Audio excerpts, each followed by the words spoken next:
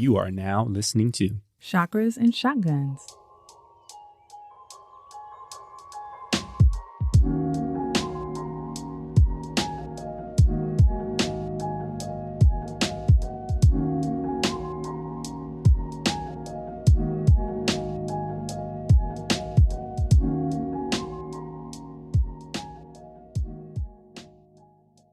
Welcome to Chakras and Shotguns. I'm Jenn. And I'm Mick. Here we are, episode 15. How you feeling? I'm feeling so good, so energized. We got this amazing message from one of our listeners that I'm still processing all the way from Germany at that. So yeah, shout out to Dusseldorf, Germany. I'm sure we don't have very many subscribers out there, so you probably know who we're talking about. No, that was a touching message that we got on our DM on Instagram. If you don't already follow us, yes, follow us at Chakras and Shotguns. I did want to mention, a few weeks ago we did a promotion on Instagram where we were giving away some free prepping food, and we had a great winner who's on one of our, most active folks on Instagram. So it was great to see her win. We did a random drawing. It wasn't like we picked her. But yeah, she ended up winning. So just wanted to say, we plan on doing another one of those giveaways. And you have to be following us on Instagram to be a part of that. So yes, quick so plug do there. that. Tell your friends, tell your wife, tell your kids. Definitely. Follow us on IG. Anything else on your mind? Speaking of prepping, I watched this amazing Korean zombie movie last weekend called #Alive. It's on Netflix. Yeah, we're getting into spooky season. So. Yes, we are getting into spooky season. And I love horror. It's been weird, on this journey of how do I feel about it? So it's I can do zombies, but kind of slasher, I'm not really a fan of anymore. But yes. It was so good, particularly because, and this is not a spoiler, it starts out in basically zombie apocalypse. But the guy wakes up and his mom had left him some money and was like, there's no food. Go get some food later today. Love you. We'll see you later. But then it's a zombie apocalypse outside. He has no supplies. And so basically you do not want to be like him. So the whole time I'm watching it, I was like, and one thing after another, the utilities start to tank, and I was like, he don't have no supplies, he don't have no water, he don't have no solar panels, he don't have nothing. If he had been following us on Instagram, he could have maybe gotten some of that free prepper fruit we gave away. There's that. If he had been a listener, he would have known. For sure. As Scar would say, be prepared. No, I'm just kidding. I'm feeling it. Hey, yo, we just introduced our daughter to the Lion King, so those Lion King songs were coming back to my consciousness. I would say. Yeah. So yeah, that's funny. So that one was the movie was really, really, really good, but it was also really cool to watch in light of this podcast and this journey that we're on. So nice. #Alive on Netflix. I didn't watch that one with you. I may check it out. Yeah, I'm always kind of you want to watch this zombie thing with me? And you can be hit or miss and so. Yeah, but we got a special place for zombies. One of the first things that Jen and I bonded over when we started dating was Walking Dead. It kind of just came out and we were both into it. So we got a little special place in our heart for zombies. I'll rewatch it with you, honestly. It was that good. All right. I like Train to Busan. That was the other one you told me about. So. Train to Busan. Another Korean zombie movie. They're remaking it in the U.S., which is such a waste of freaking time because it sounds terrible to be it stands on its own. It's a high quality, amazing movie. I don't just read the subtitles. It's very American to be let's put white people in it. I mean, basically, that's what's going to happen. We're going to Americanize it. But it's so good by itself. I know. A Train to Busan. I'm going to put that in the show notes too. Okay. Gosh, Korean movies are so good. Anywho. All right, let's do breath work. You want to take that? Let's get into some breath work. All right. Let's find a comfortable seat. Or you can lay down if you like. And let's take in a deep inhale in through the nose. And sigh it out through the mouth. Let's do that again. Let's take a deep inhale, expanding your belly slowly until you get to the top. And sigh it out through your mouth.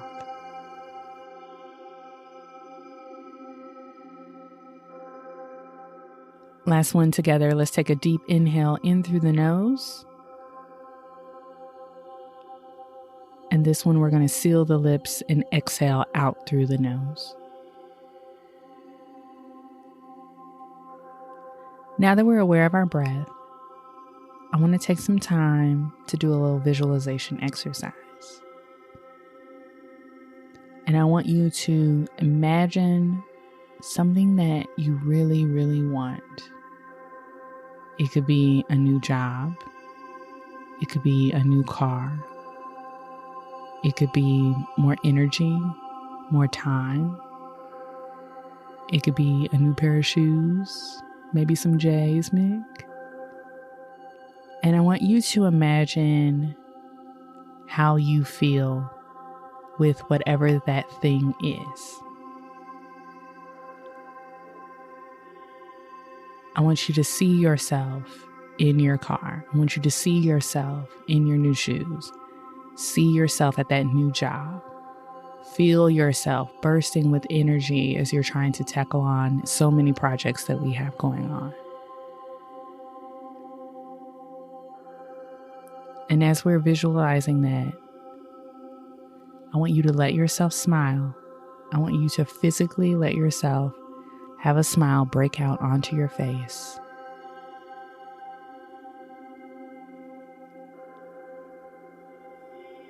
Let's hold on to that vision, that daydream, that hope.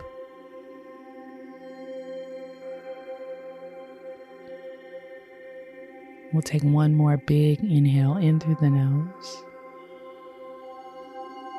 and sigh it out through the mouth.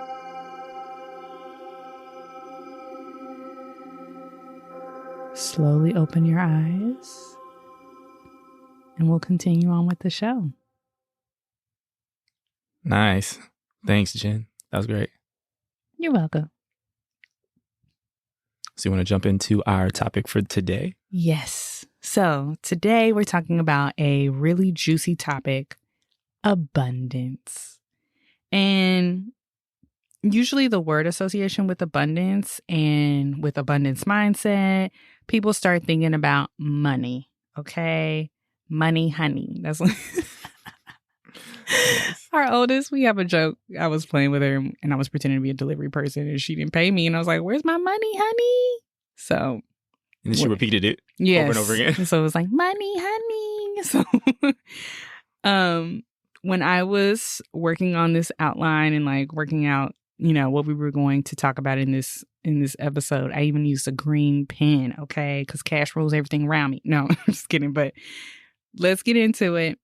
Mick, WTF, what is an abundance mindset? Yeah, so basically an abundance mindset is a paradigm where we basically flip our mind into the realization that there is plenty out there for everybody. So another way of kind of looking at it is, a lot of times in our society right now, we are taught to think of things as being scarce. And there's a scarcity mentality. And so flipping that and really thinking about, we are provided with everything that we need. Mm-hmm. So on the scarcity mindset, that scarcity mentality, you'll find yourself thinking things like there isn't enough money. There isn't enough time in the day. There aren't enough clients for my business, or plenty of other people are already doing this business. So there's not enough business for me to also be in that industry. It can be very, very sneaky and like pop up in all kinds of ways. So a lot of people always say like, "Oh, you have the same 24 hours in the day as Beyonce." And then I would usually respond to that like, "Well, she has a personal chef. She got people to do this for her, that for her. She's got nannies on deck." But you're already telling yourself like, "Well, I don't have those things. And so I don't have the same 24 hours in the day." Like, yeah, she has resources, but abundance mindset will say like, I have resources too, and I'm abundant, and there's plenty of resources to go around, and I attract the resources that I need for me to feel full. Yeah. Just thinking about like that framing that I think we've been given, that is conditioning. We talked about in previous episodes conditioning as a terminology that kind of floats in this spiritual space, and really that's like this process where we are trained or brainwashed into behaving a certain way or accepting certain circumstances as if they're a reality. So like for example, we are conditioned to believe that there is, a standard 40-hour work week. In some industries that can be a lot more, right? Like you're expected in banking or certain law firms to think of it as like a 50, 60, 70, even 80-hour work week. In some cases, like you're conditioned to believing that's what you need to do in order to, be productive or whatever. There are some people who are conditioned to believe that they may or may not need a washcloth when they're bathing, or may or may not need to wash their legs, right? We've seen that pop up on Twitter and social media. But I think it really just comes down to these commonly held beliefs that are in our society that are kind of like ingrained in. We have to kind of question and unpack those. Mm-hmm. On the work one, I remember. So Meg and I are night owls. Like we get this second wind, and honestly, but for kids, we'd probably be up to like 1, 2 in the morning every night if we could sleep in. But society tells us, if you're working a corporate job, you need to be up early and productive and like be in the office by 8, 9 o'clock. And you can't get sleepy during the day like I do at 3. No, I hear you. And what's interesting is there's a lot of research about circadian rhythms, and we've basically been conditioned to be on this circadian rhythm that has us waking up early and going to bed early. But there are people, there's diversity amongst circadian rhythm, and we just happen to be folks who are on a different rhythm, but we have to fit into this box, right? And I used to think, am I just lazy? Like, why am I not getting up at 5, 6, like other people who they tell you that's what you need to do to be successful, right? You have to get up early at the crack of dawn and be doing things before other people while they're still sleeping and working harder. And there's this ethos around waking up early. And so I've had to like unpack that for myself and not judge myself for wanting to sleep in. Right. Or stay up late. Yeah. And I remember when we started talking about that research, when we like first read about it, the conditioning was so deep that I was like, no, this can't be true. Like it was like a scientific article. It was like, no, people are different. Some people are different. Some people wake up early. Some people like to go to bed early, whatever. And I was like, but no, I'm supposed to do this. And it was like so ingrained. Now, is life structured, unless you live in like Vegas or New York, is life pretty much structured around like these business hours? Yes. And you kind of, if you want to operate in that world, you kind of have to be flexible in that sense. But, I do amazing work at midnight. And at 3 p.m., if you want me to read something, forget it. Yeah. I just thought I had itis, honestly. No. I thought I had itis really bad. And I was like, why am I always so sleepy after lunch? And it was like, my body just naturally wasn't really about it in the afternoon. And so I've had to kind of, this is all long-winded, but I had to be like flexible about trying to fit into this world, right? Yeah, we've had some interesting conversations recently about this concept of deep work. You need like time that is uninterrupted to like really allow your mind to get deep into the work that you're doing. There's a whole book about it called Deep Work. And for me, the times of day where I feel like I can get the best deep work done is like late at night. Like it's that, 9 p.m. to like 1 a.m. time frame where like I can, for some reason, my mind is able to like focus in. So. Same. Yeah. So with conditioning too, I think personally, like the 9 to 5 or like the circadian rhythm thing, like that, I think sometimes people would think, somebody might call that like superficial, like, oh, you like to sleep in. But, conditioning can be in a myriad of areas, right? And for me personally, I've seen it come up a lot in therapy, but also on this spiritual journey has been like an entire experience of unpacking, like, well, why do you believe that? And who said that? And who told you that? And like, when you start asking yourself, who told me this? Or why is it that I believe this? And I think you start getting to the root of, what have I experienced for myself to walk away with that belief? And I think spiritually, it makes it a lot more profound for me personally. It's like, well, I've been in that space and had that spiritual experience for myself. And I think as I've started to do this work, I felt like that held more weight than realizing that something else might have been told to me or societally is something that you need to believe. And then like on a personal level, just like boundary work and what that looks like, my personality can be over accommodating. And I thought I was just a nice ass person. And I was like, yeah, that's fine. Like, I'm easy to please. I go with the flow.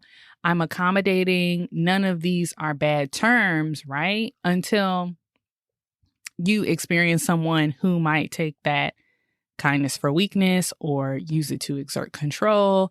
And then you have to unpack like, well, why am I so willing to put my preferences and my beliefs to the side for yours to shine through? Why am I willing to make myself smaller for you to be larger? And that was a lot of unpacking of like, family dynamics, like how I grew up, where it might have been a little bit more convenient to be out of the way, to just make it a little bit easier. Or just growing up in the South. And not all Southern women are like, not that I'm meek or mild-mannered, but like, it's nice to be nice in the South. Yeah, there's like I think a Southern belle kind of like aesthetic or like, what am I looking for? Archetype, where it's like, you're just so wholesome and like sweet and like accommodating and like, welcoming in a lot of ways, right? And so you're gracious. Yeah. You want to be the gracious hostess, right? Giving someone grace is like creating space for them.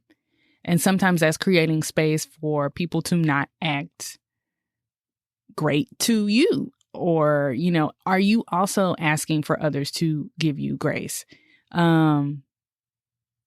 you want to talk about like in college, like the kind of incident you have with like your friends? And yeah, I think that was part of that window into it. Like we were talking about this the other night. I think like in college, like if somebody was like, hey, what do you want to go eat? And I'm like, I don't care. And I really, I felt in that moment that I really didn't. Now, since then I do care, but I felt like I didn't. Like they were like, you want Mexican? Sure. You want Chinese? I don't care. That's fine. I'll find something on the menu. And I think part of that was like, my mother was like, you should be flexible. And she didn't want me to be a picky eater. So I'm thinking that like, I am an asset in that way of a friend, that I'm not hard to please. Like, oh my gosh, you have to do it just this way for her. So, I was with some girlfriends in college, and one friend made this offhand remark, and they were like, yeah, Jenn, you can just like, you can tell her whatever and she'll just like go with it. And I was like, what? What's that mean? What's that? I'm thinking that I'm presenting myself in a space that's safe. And while I might not be very quote unquote demanding, I think in that moment, I didn't realize how small I might have been making myself to the point of where it might have been to my detriment. Mm-hmm. And then that was like years and years of like trial and error in friendship and romantic relationships, blah, blah, blah. And then therapy. And then, so it's been a constant, almost to the point of like, I have to remind myself in those moments where my default might be like, oh, I'm just going to like kind of just like fade into the background. And not like I'm a wallflower or anything like that, but just like, I don't need to be the center of attention. I'll just kind of like back up. And I have to remind myself, like, you need to take up space. You need to be present. You need to present yourself in the room. We'll talk a little bit more about this on an Enneagram episode because I think a lot of these archetypes come up for me and my type. But yeah, I think in general, no matter like what type you are in whatever system, my personal advice would be, if you feel like you're too much, you're probably not enough. Interesting. Okay. If you're so self-aware that you're like, I'm too much, you probably aren't. Because the people who probably are too much aren't self-aware. I find they have no idea that they're sucking the air out of the room. But I think there are people who are like, I feel like I'm too much, and maybe I'll let them speak at the meeting. You know, I'll just let them handle it. When you might have something important to say, or you're not speaking up for your preferences, and honestly, speaking up for your preferences is boundary work right there. And I think I also didn't understand that like saying like, I don't like that. Yeah. That's a preference. And I would be like, well, that's just my opinion. But like declaring that and making that known is also like a boundary. So as you say that, like I think about our oldest daughter who has no problem stating her preferences. Mm-hmm. And I wonder if you were maybe like that as a child and it got conditioned out of you. And that makes me say like, well, how do we make sure she's not conditioned out of her natural behavior to tell us what she wants? I mean, she's a Virgo. She's very like particular about how she wants things. Mm-hmm. And obviously I think you want to have a balance. You don't want to be the person who's like the immovable object in your friend group who like has to have things exactly their way all the time. Exactly. So it's a balance, but like at the same time, I don't want her to have to go on the same journey as you, right? Where you have to like, you went too far the other way, and now it's like you're trying to find your way to that middle. So I think it's interesting to at least think about that. I thought about her as you were talking. Yeah, and I've definitely had that knee-jerk reaction of like, don't say that. And then I've caught myself, I hope, enough times to where I'm like there have been times where she'll be like, I don't like that. Or she'll call my food yucky. And then I'll be like, don't say that. No, I'm just kidding. Because my food is delicious. It is, baby. You know the good. She don't know what she's talking about. It's okay. But she'll be like, that's yucky. And or even the knee-jerk reaction of like, that's not polite. But like, even that can be a little... Yeah, you have to like watch it. But then at the same time, while I'm like, I think we are trying to be conscious parents and like watch what we say and watch the seeds that we plant. I'm also sometimes like, am I completely overthinking this? Yeah. And honestly, she might have the best boundaries in the world, but like it be in therapy in 20 years for something completely different. I was like, my parents didn't do this and I'm so upset. So it's just like, look, I mean, I'm trying the best we can. Exactly. I'm not of the mind that we're going to somehow raise a kid that doesn't need therapy in some way, right? Like, I know it's going to happen. I just hope it's minimal. Like, it's like not a severe issue she's trying to work through. Yeah. I think I've realized that I've projected onto other people's children and my own of like, you see this kid who is so uniquely themselves because they don't know to not be themselves. Mm-hmm. No one's told them, you're too loud. No one's told them like, oh, you're annoying or whatever. And so they haven't, I'm about to be like that Beyonce, I'm blanking on her name, the feminist writer that was like, we're told to shrink ourselves. Mm-hmm. They haven't been told to shrink themselves yet. And so I'm like, hold on to that. Yeah. Like that confidence, like kids come into the world confident AF. And so it's like that confidence and like you being like, I don't like it. And so sometimes I'll say like, that's fine. That's your opinion. You know, that's your boundary. But like, this is what we need to do today. Versus being like, don't say that, or you do like this, or you know what I mean? Like, I think some of that language, while we don't think of it in the moment, it can be a little insidious. All right. Topic. I feel like we need to get back to I was like, we talked a lot about conditioning, which is related to abundance. But let's kind of get into the abundance mindset. Yes. So let's see if any of these like thoughts, or I guess what's the word I'm looking for? Like, what's the word? Like principles or like. Yeah, like principles, or like let's say principles. Okay, so let's see if any of these principles like resonate when we're thinking about conditioning around abundance. So there's an overall feeling that there's not enough to go around for everyone, right? I feel like the government's really good at this one. Yeah.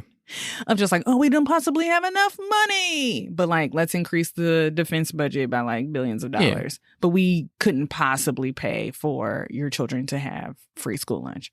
Whatever. Mm-hmm. To want to be abundant, you must be materialistic. So to loosely quote Trey Songz, you want the money, the power, the clothes, the blanks, I suppose. To want abundance, you're greedy. Like you just want everything for yourself. You want to hoard. You're high maintenance. Like something on Married at First Sight. This latest season, Mirla is getting a lot of flack because she likes things the way she likes things. She likes designer clothes and she works hard for it. She's not expecting anybody to buy it for her, but it's this conception that like she's high maintenance and she's so demanding and she's materialistic.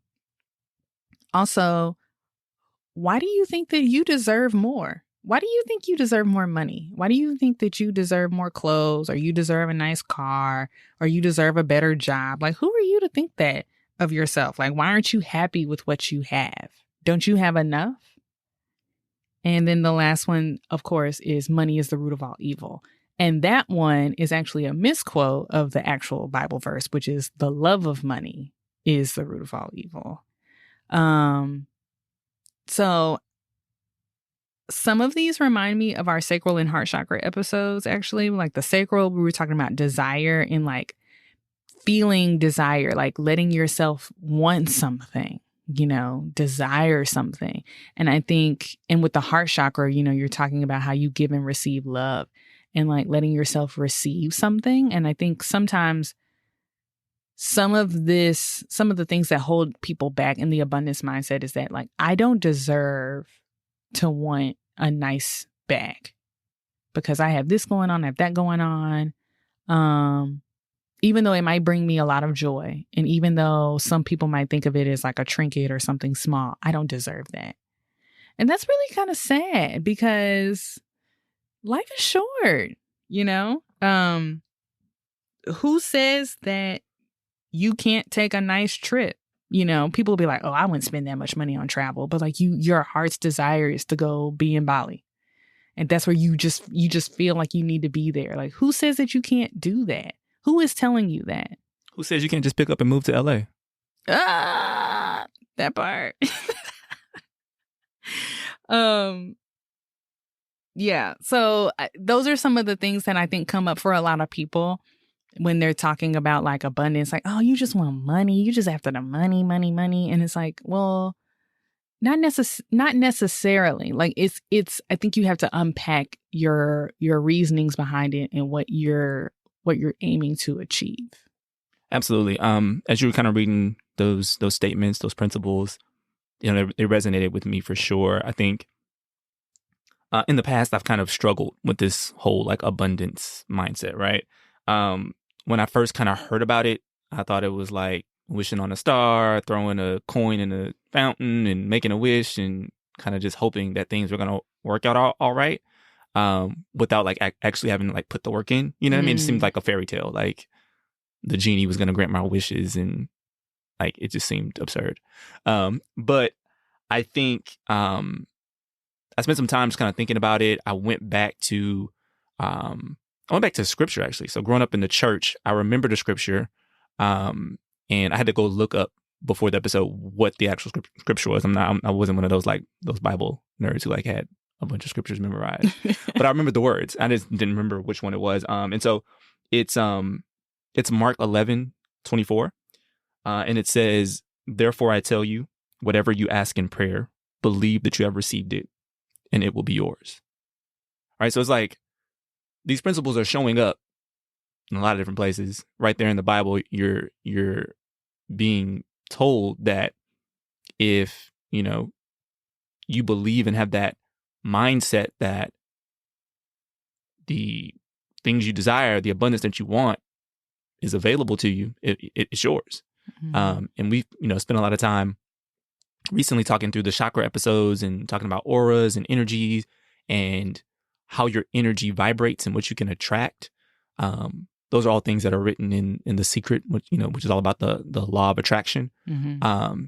So yeah, these ideas are showing up in places, and this mindset is something that certain religions are commanding you to take, and it shows up, just in more general spirituality, and some of these principles of manifestation, law of attraction.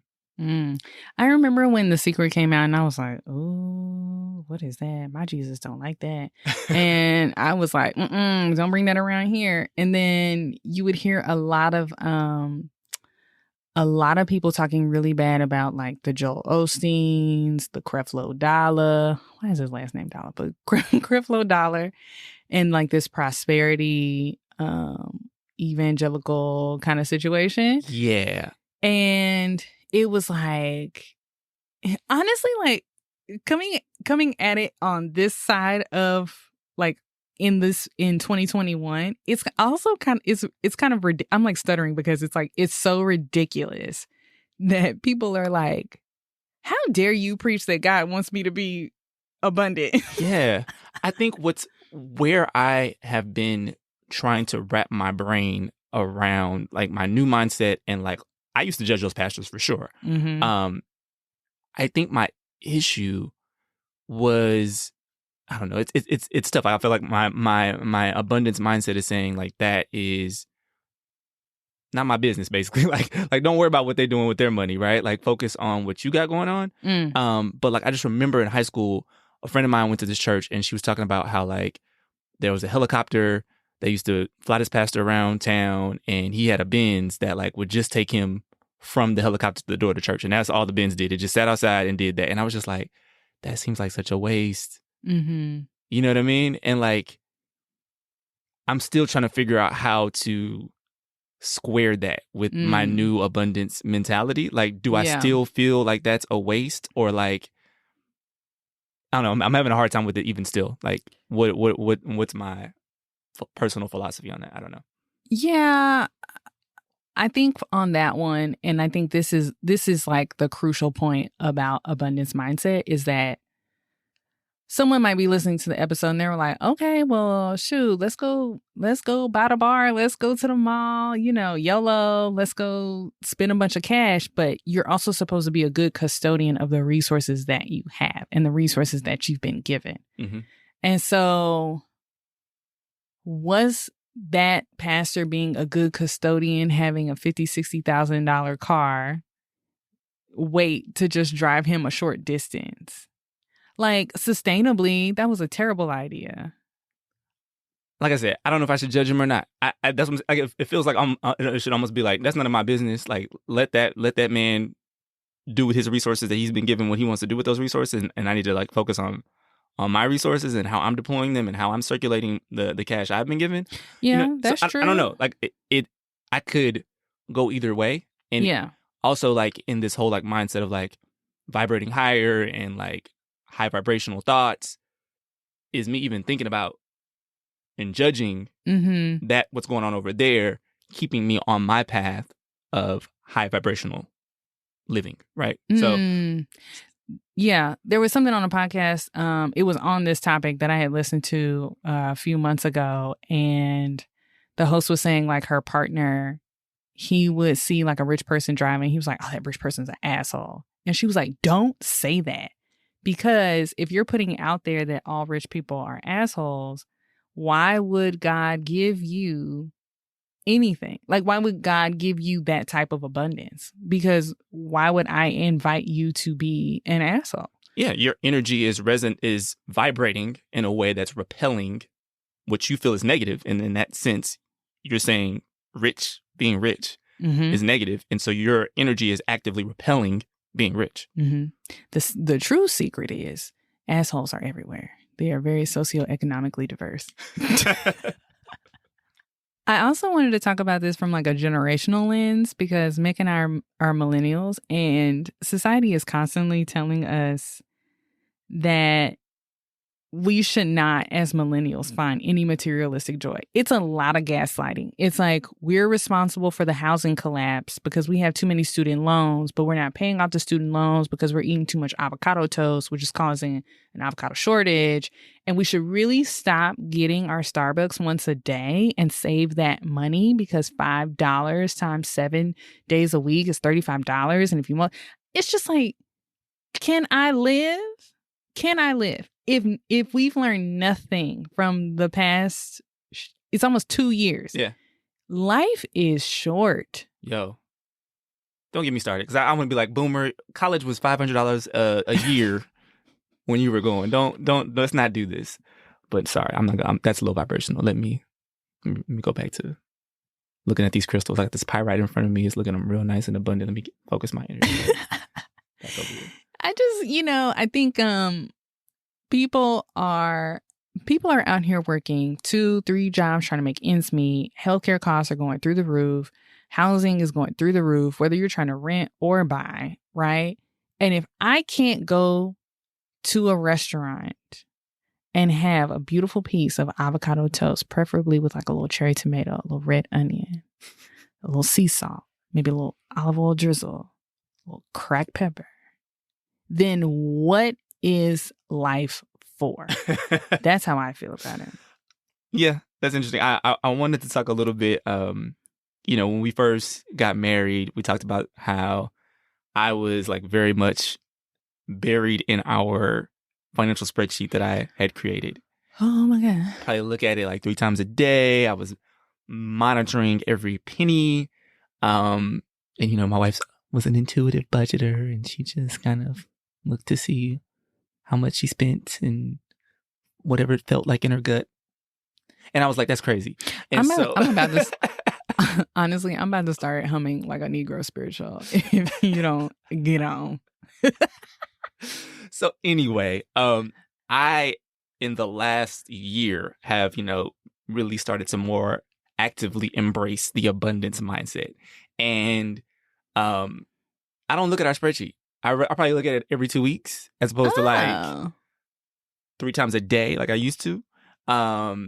And I feel like the energy I was putting out there when I was looking at it 2 times a day, 3 times a day was that there's not enough. It's like, oh, I gotta figure this out. I gotta find something. And when I have like loosened my grip on the budget, I have found that there's been an abundance of money and that we've been able to pay all of our bills on time. We've been fine, even though I got laid off and I'm been like starting my own business. Like you would think that would lead me to be even tighter gripped on the budget, right? Mm-hmm. But the money that we've needed has flowed to us with ease. You guys heard it here first, folks. Mick has not shared that with me. That is a beautiful moment in the Mick and Jenn household. Thank you. Thank you for sharing that with me. You noticed I haven't said a whole lot to you about budgets. You have not said anything, and I've been out here just like dancing in the backyard, grounding, vibing. No, I remember when we first got married, and I was just like, I know that I had like this kind of like free spirit way of budgeting. I was like, but I could not make it work out in my head. I was like, okay. It's 2 of us. We both have salaries. And we're sharing the rent. And groceries shouldn't be that much more expensive. Like, yeah, we have to pay like twice as much for food or whatever. But like, we should have more money. Like, where is them? I was like, I don't understand. And I would get my laptop out and I would type it up. Child. Show it. This is the money. And I would show her everything. Spreadsheet had us in a chokehold.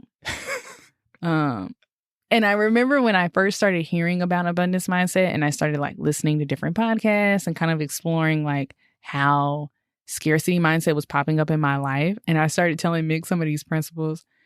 Mick was looking at me. Have y'all seen that Diddy meme where he just staring at the guy? He was looking at me like, girl, what the hell are you talking about? You don't get this pie in the sky. Oh, everything is going to be all right. Looking ass out of here. Because Mick was like, I look at the spreadsheet. Like, I can tell you what's on the spreadsheet. I know. There's numbers. There's numbers on the spreadsheet. And look at you now. Intuitive budgeting. Come on. I don't know if I'm still on the intuitive budgeting train, but I'll just say I'm a little bit less neurotic about my budgeting. Okay. Yes, but I think that goes to the point that we're somewhere in the middle. We're still being, and look, you know what? Let me take up some space and just say that even though I was an intuitive budgeter, I was a saver and I was a loan payer offer. Okay. You did well. Thank you. So I was still being a good custodian of my resources, even though I did not maybe have the language to explain that. But anywho, we're somewhere in the middle now, and we're still being good custodians. We're saving. We're doing what we need to do to like take care of like business and home or etc. So like we're still proponents of like saving and paying off debt and, you know, those things. Absolutely. Yeah. So I was actually having this conversation with my mom the other day about the concept of like co-creation with the divine. And I think some Christians will probably like, you got too much dip on your chip thinking you co-creating with like this omnipotent God. Like, who are you? But the Holy Spirit lives inside of you, and that is a piece of God. So therefore, ipso facto, you have a connection with God right there, and you can co-create with him. Yeah. I come at it, if I'm going to meet people where they are though, I come at it as if you had a friend who was like, man, I hate this job. They don't pay me enough. They work me too hard. I want a new job. And you'd be like, okay, well, did you put your resume out? Nobody's going to hire me. Okay. Have you like networked? Have you like even updated your resume? No. Okay. So why do you think you're going to get a new job? Or like, I might know about a job at my job, but why would I tell you about it? Yeah. And so it's about like, I want a new job. I feel myself in that new job. I want to attract that new job. I can like smell what that new building smells like or whatever. But it's an experiment. And so like you start living out what you see yourself in the future. I guess it's a spiritual version of like dress for the job you want, not the job you have. Okay. And you'll start to like stuff will start to come to you. And I think some people get weirded out by like things are just going to come to me because I'm putting this out into the universe. It's like, just try it.